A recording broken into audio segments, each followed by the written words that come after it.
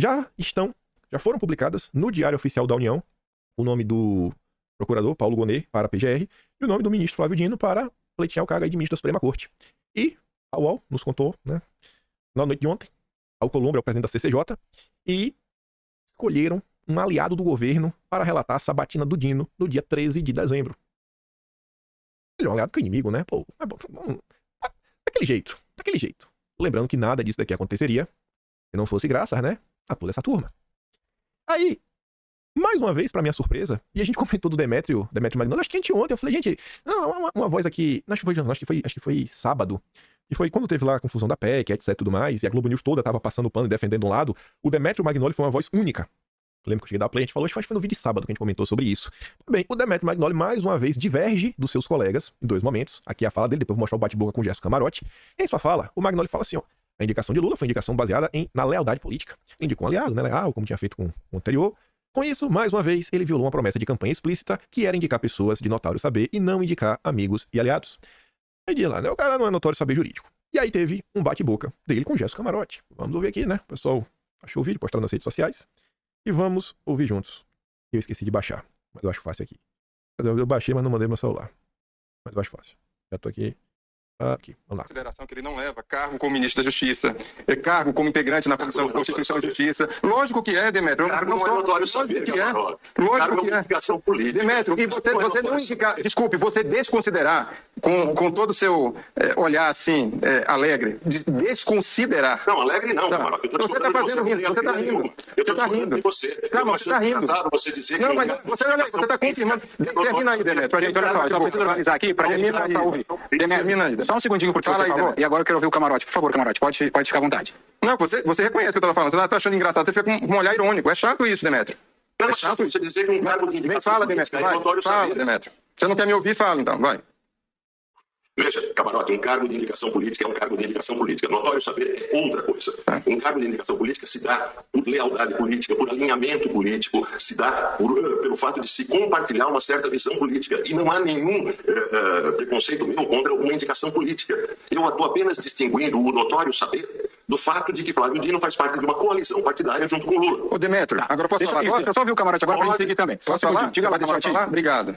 Demétrio, você está desconsiderando algo fundamental. Ele implementou um Conselho Nacional de Justiça através do que você desconsidera do mestrado dele. Mas tudo bem, você está desconsiderando alguém que foi o primeiro da prova de um dos concursos ou concurso da área jurídica mais difícil, que é a Justiça Federal. Então, se você quer, de fato, desconsiderar e todo o trabalho dele, toda a vivência dele como juiz federal, como integrante da Comissão de Constituição e Justiça da Câmara, como ministro da Justiça, você quer desconsiderar.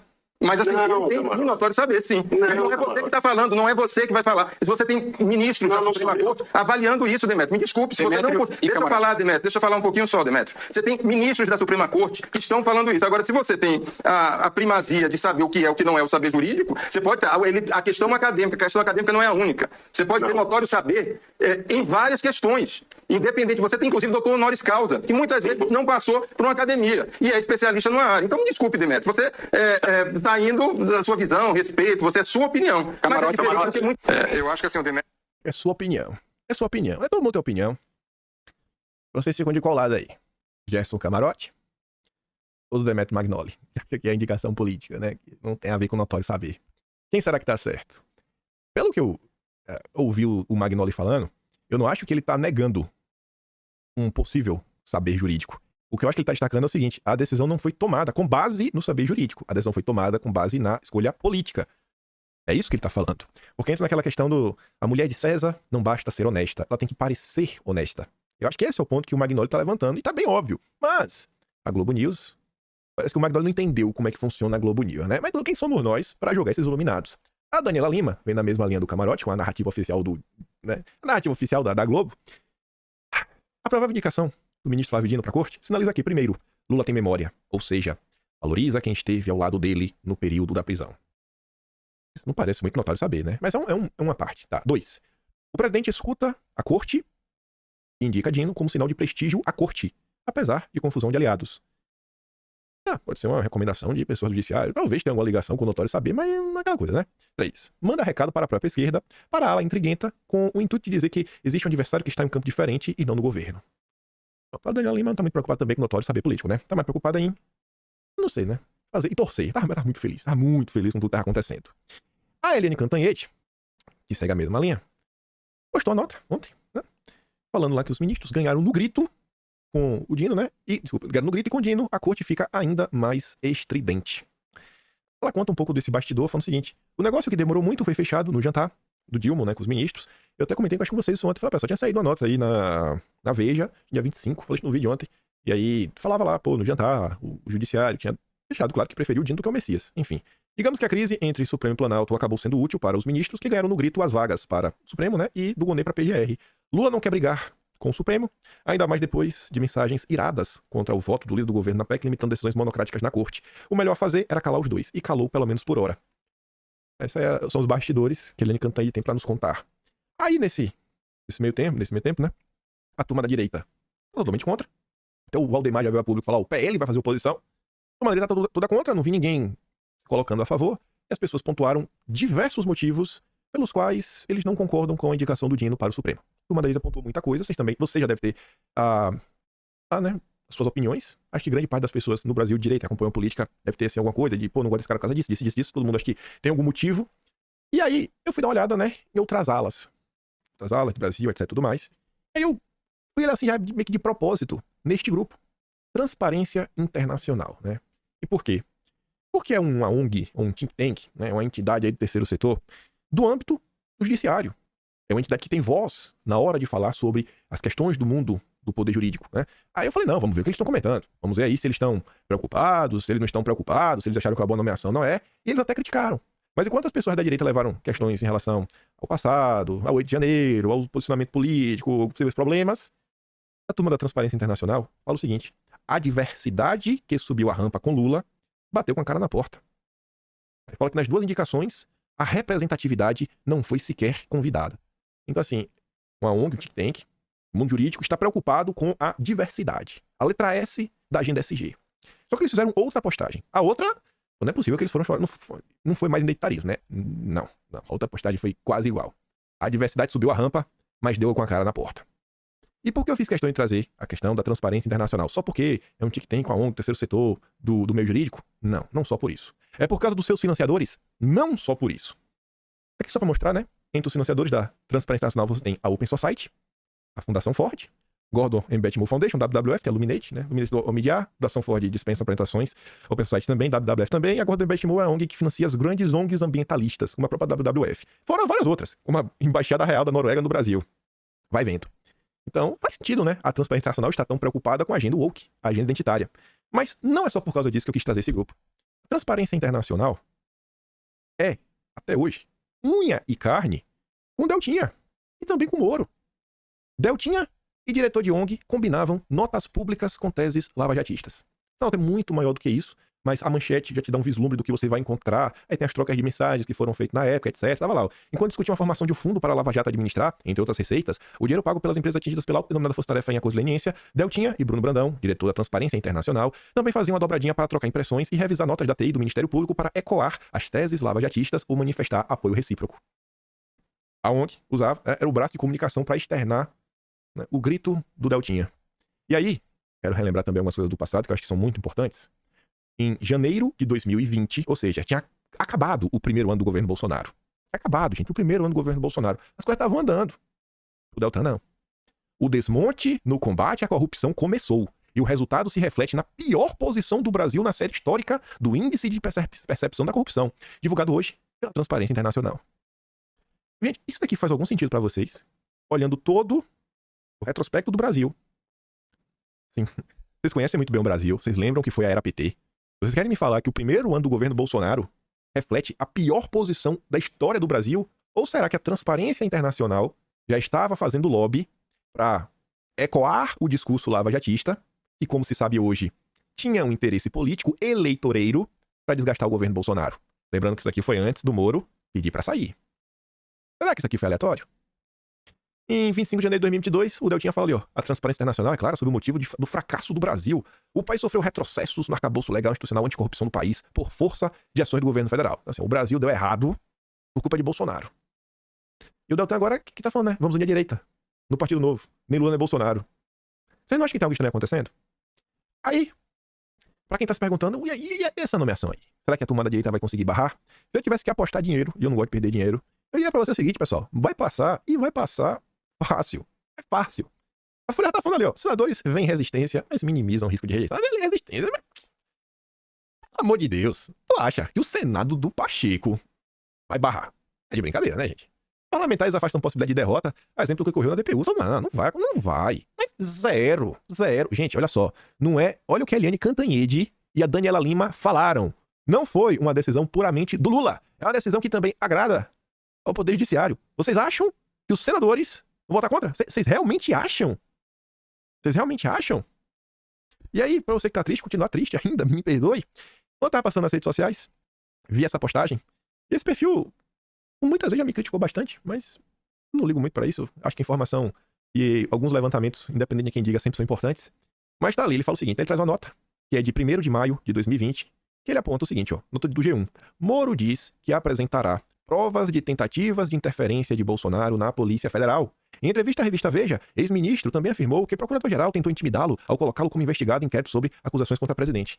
O que aconteceu na época? O Aras falou, ó, você também está sendo investigado, porque pode ser denunciação caluniosa.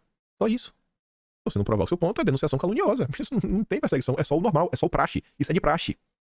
Mas o importante é a narrativa, né? E toda a imprensa o apoiou, porque o objetivo era derrubar Bolsonaro. E tem muita gente que às vezes fala o seguinte, não, mas Moro errou. Moro se deixou levar pelo ego. Moro é um cara meio inocente pras coisas. Ô, gente, não... É na hora de amadurecer um pouco, né? Algumas percepções. E aí o Rabbit, ele fala assim, ó.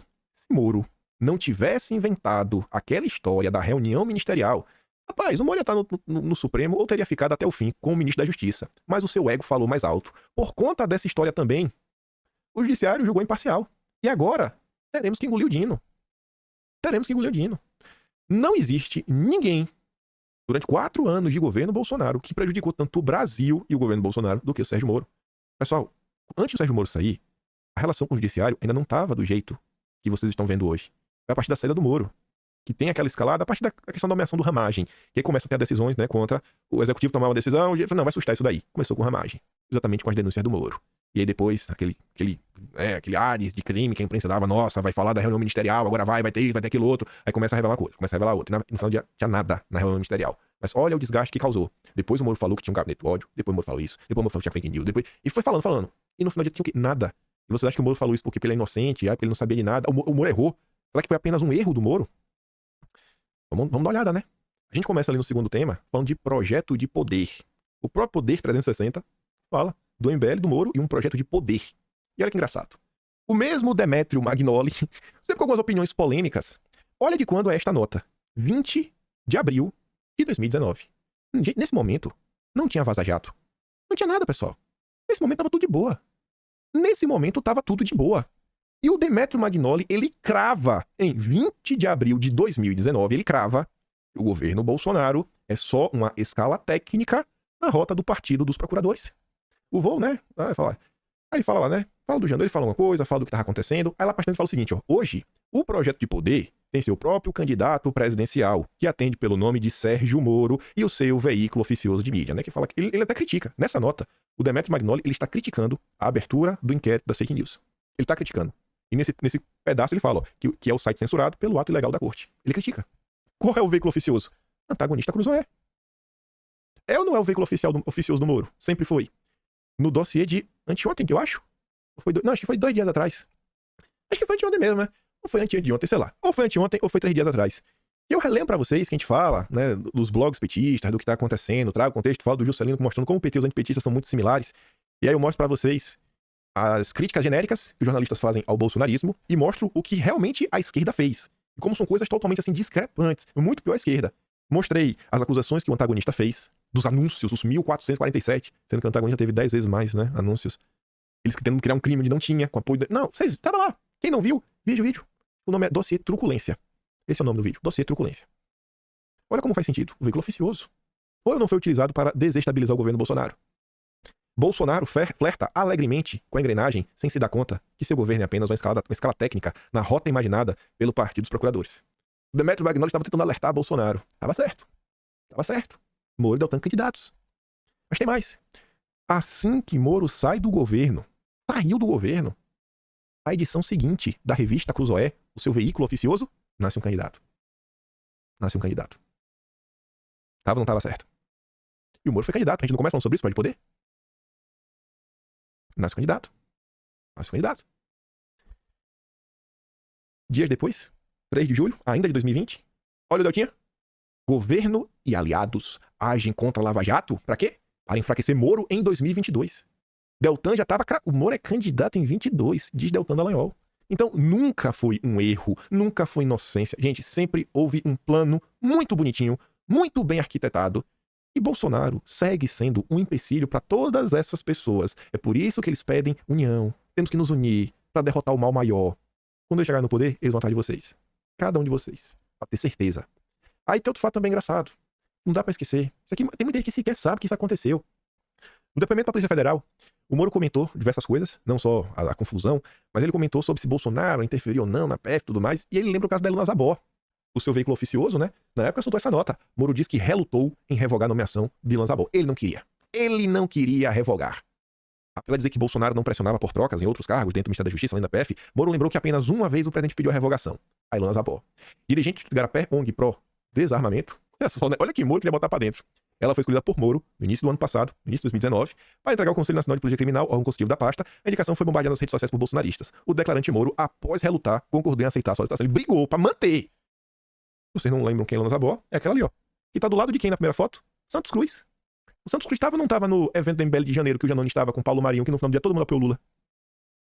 Tava ou não tava? Será que é inocência? Será que é coincidência? Será que eles não sabiam de nada? Ou será que tem um projeto de poder muito bem arquitetado pra você reconstruir o Teatro das Tesouras? E abaixo, Helena Zabó, abraçada. Aquele senhorzinho ali, tem uma voz maior. Abraçado, esse senhorzinho é o Jorginho, que vocês conhecem, o Jorge Soros. Ao lado é o Alexander, o filho dele, que agora assumiu o Império Soros. E ali, no cantinho, né, boca mole, Fernando Henrique Cardoso, jantar na casa dele. E ali embaixo, olha, melhor do que o Moro e a Helena Zabó junto, o plano de fundo, né? Fórum Econômico Mundial, a turma do Klaus, o comedor de setos. E Moro relutou pra demitir a Helena Zabó. Ele não queria? Tem que deixar? Tu já imaginou o que ele ia fazer? Sabe onde ela tá hoje? Assessorando o Guterres, secretário-geral da ONU. Imagina você vê as políticas públicas e fala, meu Deus, mas essa política pública não me representa? Não, isso está muito errado. Por que será, né? Por que será? Mas tem gente que acha que foi algo aleatório. E aqui, quase chegando no fim, gente, todo esse material, eu copiei e colei de vídeos antigos. Eu só mudei, às vezes, só a manchete pra deixar bonitinha, né? Pra ir pro Atlas. Eu falei, não, agora que tem um Atlas, tentar registrar também algumas histórias do Brasil pra ninguém nunca mais esquecer. E aí, resgatando nos vídeos antigos, eu achei esse tweet aqui do Paulo Figueiredo, que até hoje eu acho que esse questionamento que ele diz, não foi as pessoas sequer entenderam. Olha o que ele dizia. 4 de novembro de 2021. Existiram 2 Moros e 2 Deltans Dallagnol? Ou será que você não conseguia vê-los porque o resultado das suas ações parecia conveniente naquele momento? Será que o Moro e o Deltan não sempre foram 2 descaradinhos? Mas porque naquele momento, né, vai prender o Lula, aí você não prestava atenção no que estava acontecendo? No que estava por trás das ações? Porque as matérias estavam aí. Sinceramente, o que é mais provável? Está na hora de muita gente fazer o meia-culpa e reavaliar a Lava Jato. Isso não significa que a Lava Jato foi ruim, isso não significa que a Lava Jato foi boa, que foi péssima, que foi ótima. A vida não pode ser 880. Não é 880 as coisas. O combate à corrupção é muito importante. Mostrar o roubo que aconteceu é muito importante. Mas isso não apaga, né? Tem que tomar cuidado, não podemos melindrar o apoio do FHC. Frase clássica, né? Se você não sabe quem disse isso, meu Deus do céu. Melindrar o apoio do FHC, você não sabe isso? Não me diga que você não sabe disso. A história do depoimento forjado, não me diz que você não sabe essa história. Eu nem vou puxar lá atrás, né? De Alicate e tudo mais, que isso daí já tá muito, muito, muito longe. O caso do Fanto, outras coisas, isso aí tá lá atrás. Nem vou puxar, né? Só por coisa. Dá uma olhadinha informal. Lembra dessa? Nossa, olhadinha informal foi pesada. Quando assume, né? As pessoas que o Moro leva pra trabalhar no governo, todas que trabalhavam com ele desde a época do Banestado. Você lembra desse caso? Lembra do Fórum da Colina? Lembra das denúncias do Gerson Machado? Talvez não, né? São histórias que o brasileiro deveria saber. Pra entender o estado de coisa atual. Aí eu volto com a mesma imagem e encerrei o vídeo, né, o dossiê truculência. Vocês entendem qual é o meu grande problema quando eu vejo foto como essa? 3 senadores do PL, astronauta, Magno Malta e o descarado do Portinho, junto com o descarado do Moro, o descarado do Deltan e o Girão. A união de direita. Ainda mais que é o evento do Girão, para se lançar pré-candidato a prefeito em Fortaleza, sendo que o PL tem um candidato em Fortaleza, já confirmado por Bolsonaro, que é o André Fernandes. Vamos unir a direita? Será que as pessoas realmente vão esquecer tudo que aconteceu ou se recusar a avaliar um pouco do passado? O que começa errado, gente, termina errado. Olha só, o que está acontecendo hoje, pessoal, não adianta se desesperar, porque já aconteceu. Já aconteceu. O Lula tá aí, o Lula já fez a indicação. É triste falar para vocês, mas Vai ser muito difícil. Eu não diria impossível, que no Brasil nada é impossível. Mas vai ser extremamente difícil, extremamente improvável a nomeação do Dino não passar. Ou a direita, ela faz uma autocrítica, entende? E começa a pensar num projeto de país, qual país a direita quer, ela vai ficar nisso o tempo todo. A união em torno para derrubar um mal maior. Só que se a direita ela tem um projeto, ela sabe onde ela quer chegar, quais são os seus valores, tem pessoas que não vão conseguir se conectar, porque os valores são muito diferentes. Eles defendem coisas que eu acho que não se encaixa na pauta, principalmente na maioria dos conservadores. Eu vejo assim que muita gente ainda não entendeu. Não entendeu. É tipo, sei lá, 2014, beleza, a internet nem tava como é hoje, mal se conhecia as coisas, né? Eu achava que o Aécio podia fazer algum tipo de frente à Dilma. Eu acho que hoje vocês devem ter dentro de vocês que se o Aécio tivesse ganhado, tava tão ruim quanto. Nada teria melhorado. Nada. A Aécio e a Dilma ia ser a mesma coisa. Não ia melhorar em nada. A gente teve a chance em 2018, elegemos Bolsonaro. A gente teve a possibilidade gigantesca de reelegê-lo. E onde é que tava essa turma toda? Onde é que tava essa turma toda? Então, assim, muito do que aconteceu, do desgaste, não foi erro, não foi inocência. Foi tudo proposital.